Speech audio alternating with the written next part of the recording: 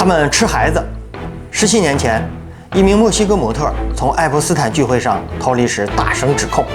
17年后，一份司法解密文件中的直接婴儿证词，让整个互联网陷入一场关于权力、性与人类最古老禁忌的集体恐慌。大家好，这里是悬案第一现场，我是路易斯。现在，请各位想象这样一个场景：2009年8月3日深夜，墨西哥蒙特雷菲斯塔酒店，一场只有凭特殊邀请函才能进入的私人派对正在进行。到场的都是些什么人呢？政客、富豪、社交名流，那些经常出现在财经杂志和报纸头版的面孔。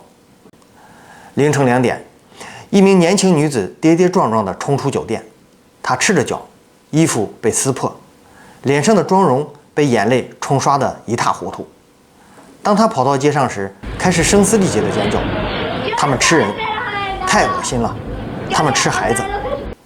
这就是最近被大家广泛关注的美国爱泼斯坦案件的一个骇人听闻的片段。近日，美国司法部公开新一批爱泼斯坦案文件，还出现了关于有人食用肠道中的粪便的指控，瞬间引发了全球关注。那么，这起耸人听闻的爱泼斯坦案吃人传闻的真相如何？是惊天黑幕，还是刻意拼凑的阴谋论？今天就让我们走进这起案件的第一现场。这个崩溃的女人叫加布里埃拉·里克·西门尼斯，那年她21岁，是一名模特。根据现场目击者和后来流出的警方报告片段，她当时情绪完全失控，对试图安抚她的路人和随后赶来的警察重复着同样的指控。她说，派对上正在进行某种撒旦仪式，他亲眼目睹了食人行为，甚至声称闻到了那些人身上的人肉味儿。警察来了，但没有询问太多关于食人的细节，而是迅速将他以精神障碍为由带走。他被送往当地一家精神健康机构，之后再也没有人见过他。是的，他就这样彻底从公众视野中消失了，没有后续报道，没有法庭记录，连他的家人都没有公开寻找他。这个事件在当地被当作一个荒诞的都市传说，一个可能是吸毒过量或精神崩溃的年轻模特的胡言乱语。直到17年后，当美国司法部开始批量解密爱泼斯坦案相关文件，一段关于这个场景的视频在网络上重新浮现，一切开始变得不同。为什么这个17年前的视频会在今天引发如此大的关注？因为爱泼斯坦案，因为那座神秘的小圣詹姆斯岛，因为越来越多的人开始相信，那个模特看到的可能只是个庞大黑暗迷宫中最表层的一扇窗。要理解为什么一个模特的尖叫能与爱泼斯坦案联系在一起，我们得先认识一下杰弗里·爱泼斯坦这个人。1953年，爱泼斯坦出生在纽约布鲁克林一个普通工薪家庭。他聪明绝顶，16岁高中毕业，先后进入库珀联盟学院和纽约大学。虽然从未获得学位，但他的数学天赋令人印象深刻。他人生的第一个转折点是教书。在道尔顿学校担任数学和物理老师时，他教了一个特别的学生，投资银行贝尔斯登公司主席艾斯·格林伯格的儿子。格林伯格赏识他的才华，将他带入华尔街。爱泼斯坦的崛起速度惊人。1980年代，他创立了自己的财务管理公司，只服务那些身价超过10亿美元的超级富豪。通过为这些金字塔尖的人物管理财富，他迅速积累了自己的资本。他购买私人飞机，那架后来臭名卓著的洛丽塔快车波音727。他在曼哈顿拥有全纽约最大的私人豪宅。他在新墨西哥州拥有牧场。当然，还有那个位于加勒比海美属威尔金群岛的小圣詹姆斯岛，后来被称为萝莉岛。爱泼斯坦成功地为自己打造了一个当代盖茨比的形象，神秘、富有，与权贵交往甚密。他的朋友名单上包括美国前总统比尔·克林顿、唐纳德·特朗普、英国安德鲁王子、哈佛大学教授、诺贝尔奖得主、好莱坞明星。他成了通往顶级社交圈的入场券。但很少有人知道，或者说很少人愿意去探究，这张入场券的背面印着什么样的代价。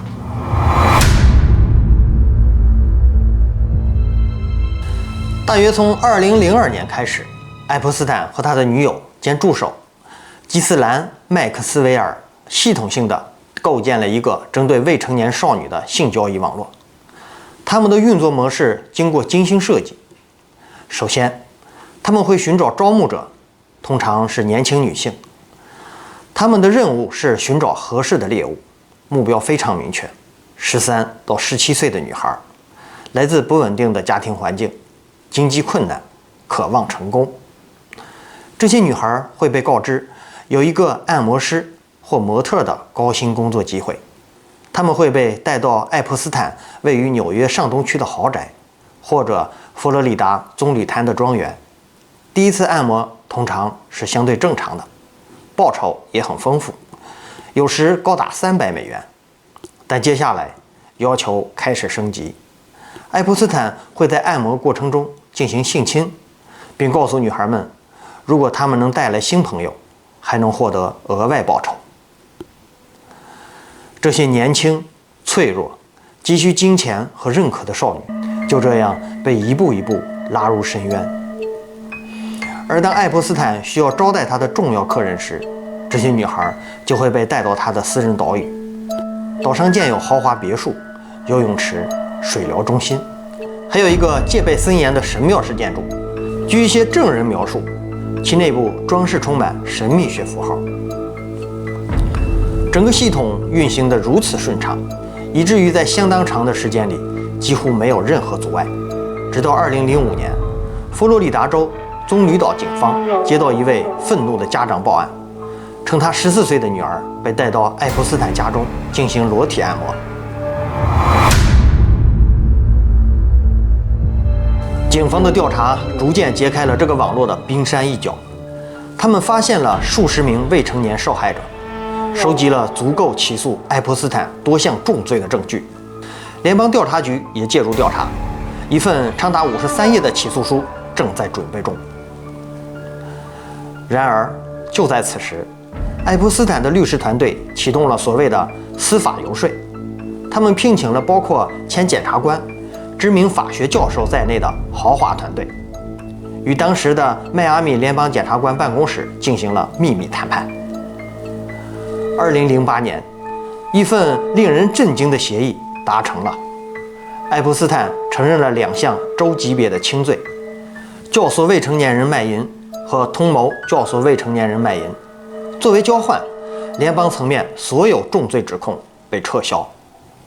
最终的判决是13个月监禁，而这13个月中，他大部分时间被允许在监外服刑，每天只需去县监狱报到12小时，每周6天，其余时间可以在自己的办公室工作。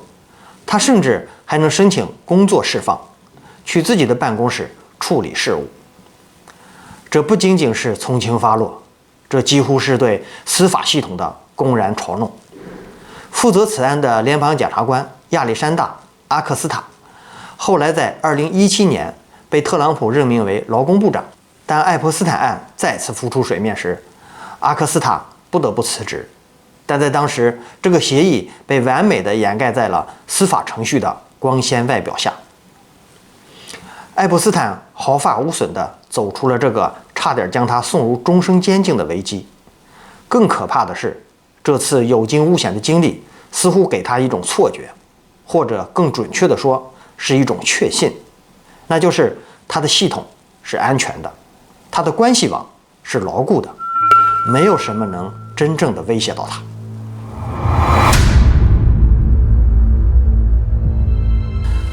时间来到了2015年，弗吉尼亚·罗伯兹·吉夫尔向佛罗里达州法院提起民事诉讼。指控爱泼斯坦在他未成年时对他进行性贩运和虐待。基弗尔不是普通受害者，他曾经是爱泼斯坦的招募者之一，也是最信任的受害者之一。他的证词中包含了大量的惊人细节，其中最关键的是，爱泼斯坦强迫他与多位权贵发生性关系，包括英国安德鲁王子。2016年，基弗尔接受了英国《每日邮报》的采访，详细描述了他与安德鲁王子的3次遭遇。他说，第一次是在伦敦的一家夜总会，爱泼斯坦让他满足王子的一切要求。第二次是在爱泼斯坦纽约的豪宅中，他与王子大汗淋漓地跳舞。第3次也是最严重的一次，在爱泼斯坦女友麦克斯韦尔伦敦的家中，他被迫与安德鲁王子发生了性关系，当时他17岁。安德鲁王子坚决否认这些指控，但他的声誉已经受到了严重的损害。更重要的是，基弗尔的证词打开了潘多拉魔盒，如果安德鲁王子在其中，那么还有谁？与此同时，媒体开始挖掘爱泼斯坦的黑色日记。据迈阿密先驱报报道，爱泼斯坦有一本记录着他所有联系人详细信息的日记，包括他们的性癖好、特殊要求等等。虽然这本日记的完整内容从未公开，但泄露的片段已足够令人震惊。名单上的名字越来越令人不安，不知一位美国前总统，不知一位外国政要，科技巨头、华尔街大亨、学术界泰斗。爱泼斯坦似乎不是一个人在犯罪，而是经营着一个为权贵服务的系统性犯罪网络。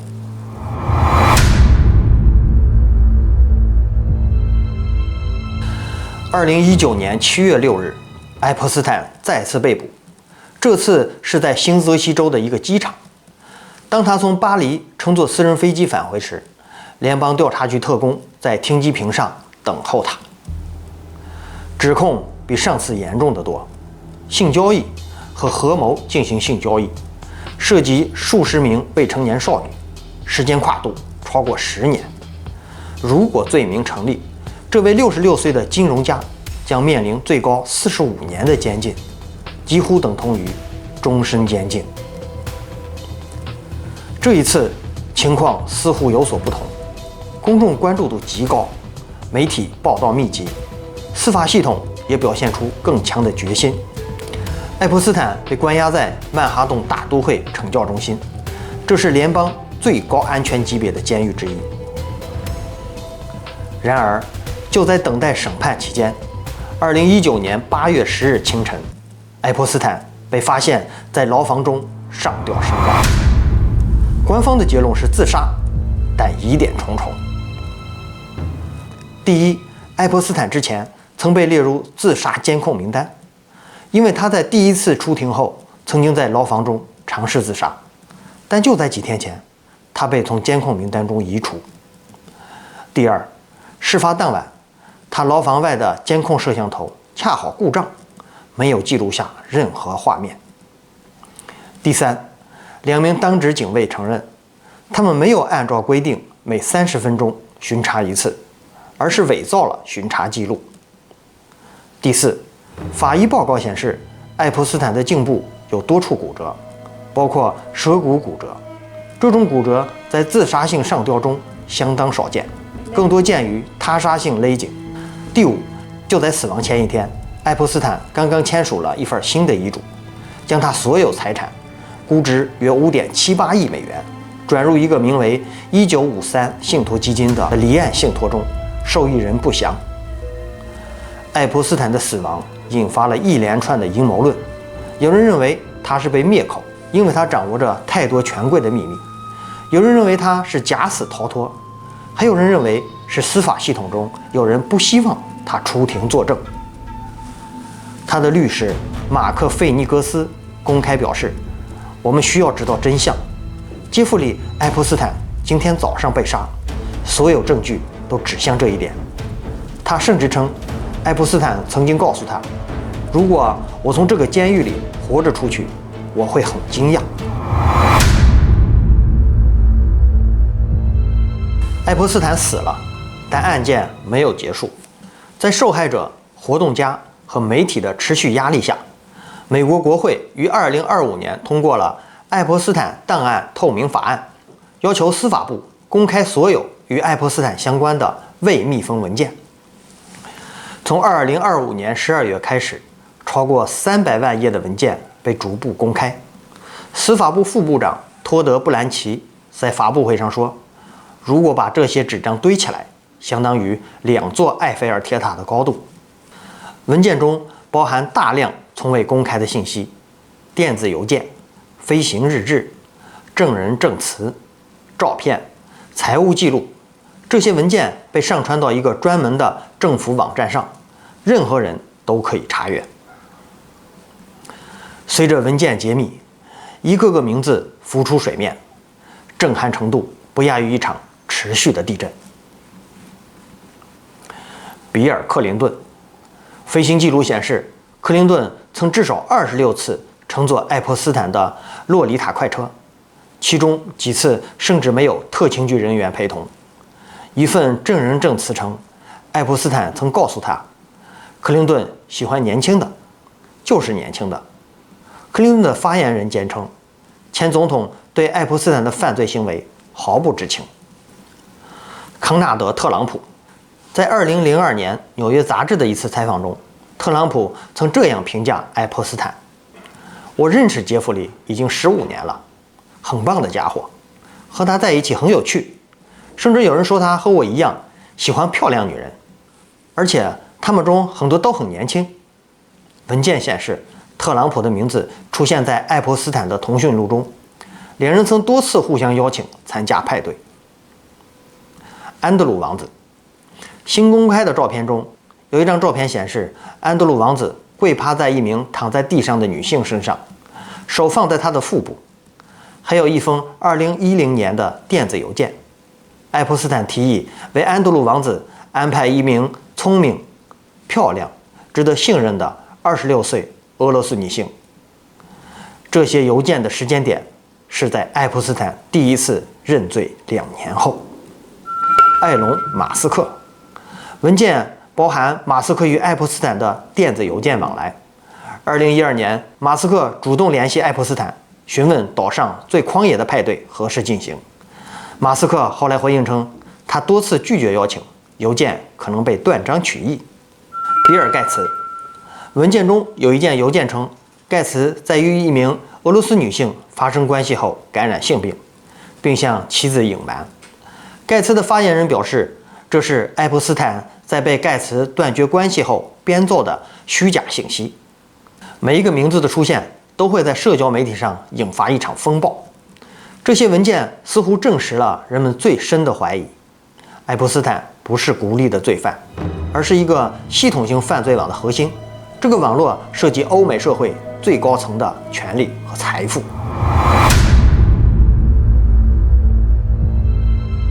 正是在这场信息海啸中，吃人传闻开始病毒式传播。它主要是来自2个来源的结合。第一，就是我们开头提到的2009年墨西哥模特事件，那段重新浮出水面的视频。第二，解密文件中一份编号为 EFTA 001476661的匿名受害者证词。在这份证词中，受害者描述了在爱泼斯坦的私人游艇上发生的令人毛骨悚然的场景。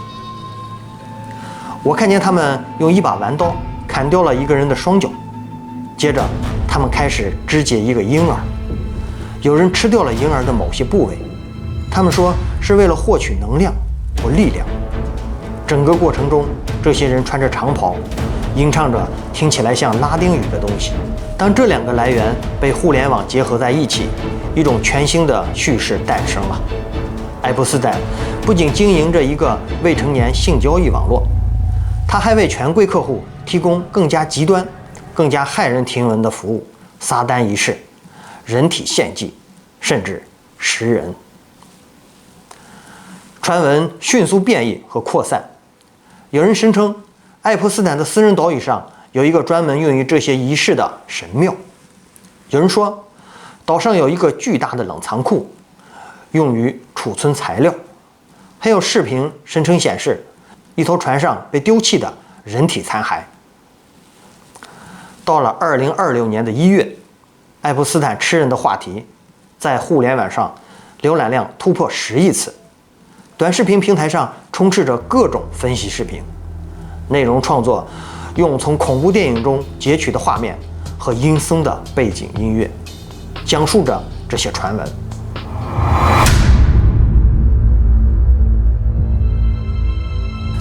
面对席卷全球的传闻，美国司法部不得不作出回应。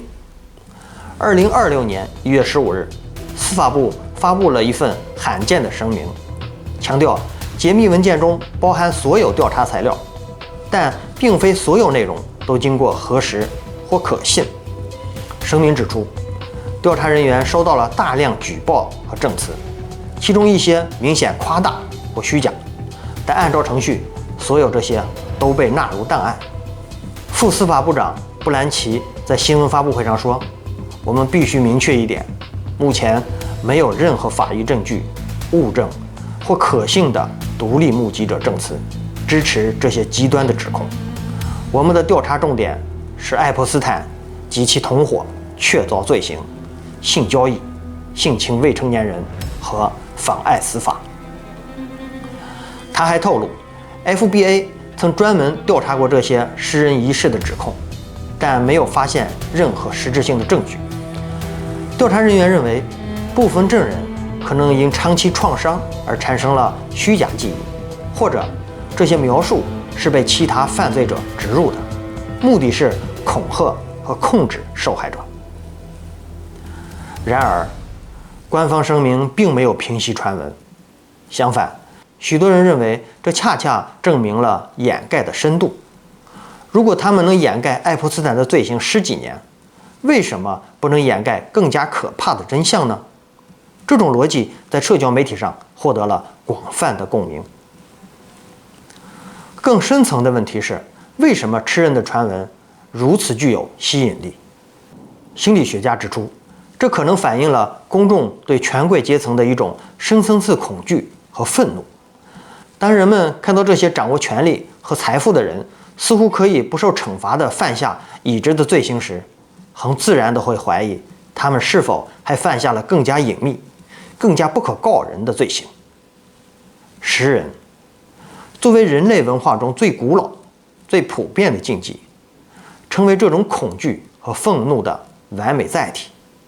它象征着权力对道德底线的彻底践踏，象征着精英阶层不仅掠夺资源和机会，甚至掠夺他人的身体和生命。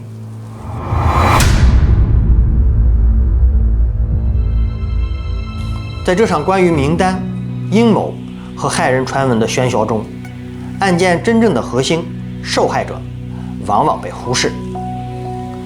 弗吉尼亚·朱弗雷在2026年2月接受 CNN 采访时说：“每个人都想知道名单上有谁，谁吃了人，谁参与了什么仪式。但我想问的是，谁来为发生在我身上的事情负责？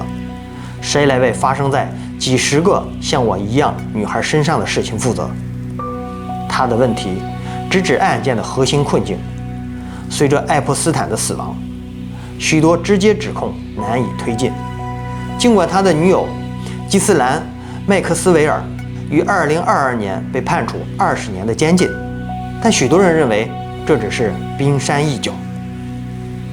爱泼斯坦的受害者赔偿基金已经向超过150名受害者支付了约1.2亿美元的赔偿，但对于许多人来说，金钱无法弥补创伤。他们中的一些人至今仍在与创伤后应激障碍、药物滥用和信任问题做斗争。更令人不安的是，在文件解密的过程中，部分受害者的个人信息被意外泄露，包括真实姓名、地址和联系方式。对于这些已经遭受巨大创伤的女性来说，这无异于2次伤害。一位不愿透露姓名的受害者告诉《纽约时报》：“我感觉自己再次被侵犯，被一个不在乎我的系统，被一群只想看热闹的观众。”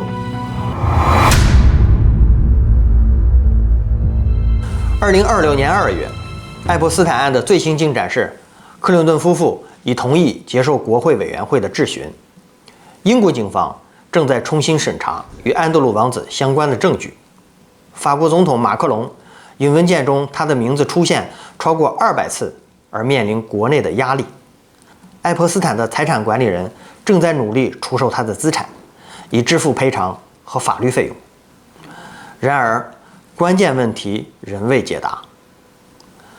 那座岛上的神庙到底用于什么目的？为什么它的建造如此神秘，安保如此严密？爱泼斯坦的黑色日记完整版在哪里？如果存在，谁在保护他？他的死亡真的是自杀吗？还是司法系统内部或外部的某种干预？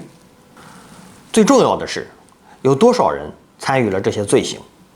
不仅是直接参与，还包括知情不报、障碍调查、阻碍调查、利用权力和影响力保护这个系统。吃人传闻可能永远无法证实，也可能永远无法完全证伪，但无论真相如何，爱泼斯坦案已经永远改变了我们看待权力和特权的方式。它解释了一个令人不安的现实：在金钱和影响力的保护下，一些人可以构建一个平行于正常社会的世界。在这个世界里，法律和道德被重新定义，最脆弱的人成为消费品。